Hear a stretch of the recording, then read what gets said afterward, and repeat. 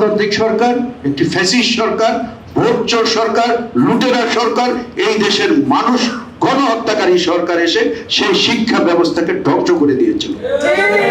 আপনারা জানেন যে বাংলাদেশ জাতীয়তাবাদী দল শহীদ রাষ্ট্রপতি জিয়া রহমান থেকে শুরু করে আমাদের মা, আমাদের নেত্রী বেগম খালেদা জিয়া যখনই ক্ষমতায় এসেছে বাংলাদেশে শিক্ষার উপরে সবচেয়ে গুরুত্ব দিয়েছে। নায়াসিনামাইড ও স্যালিসাইলিক সমৃদ্ধ লিলি ফেস ওয়াশ যা ফেসের ডেড স্কিন সেল দূর করে দেয় দ্বিগুণ ফাস্টার ব্রাইটেনিং। এবং নারীদের শিক্ষা, তার মধ্যে সবচেয়ে বেশি গুরুত্ব দিয়েছে নারীদের শিক্ষার ব্যাপারে। আপনারা দেখেছেন শিক্ষার বিনিময়ে, খাদ্যের বিনিময়ে শিক্ষা, একটি কর্মসূচি চালু করেছিলেন দেশনেত্রী বেগম খালেদা জিয়া। প্রত্যন্ত অঞ্চলে গরিব মানুষগুলো যারা দিন এনে দিন খেতে পারতো না, তারা তখন স্কুলমুখী হয়েছে, শিক্ষা অর্জন করেছে।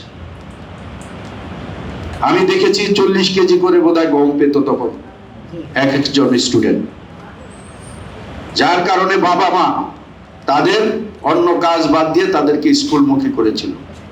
এটি বেগম খালেদা জিয়ার উদ্যোগ। এবং মেয়েদেরকে ইন্টারমিডিয়েট পর্যন্ত শিক্ষা ফ্রি করে দিয়ে গিয়েছিলেন দেশনেত্রী বেগম খালেদা জিয়া।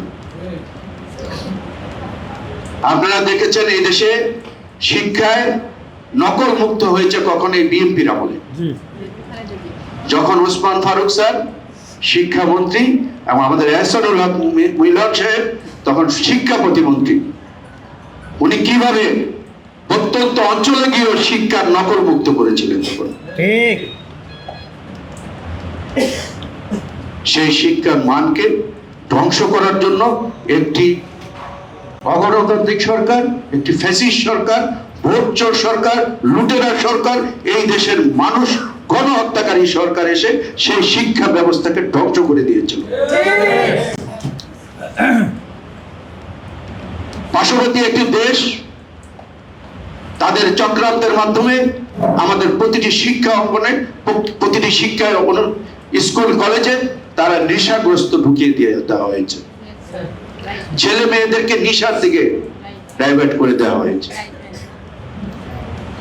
এবং আমাদের শিক্ষার মান কোথায় নিয়ে গিয়েছে? ঘরে বসে পরীক্ষা দিলেই পাস হয়ে যায়, পরীক্ষা না দিয়ে ঘরে বসে থাকলেই পাস হয়ে যায়।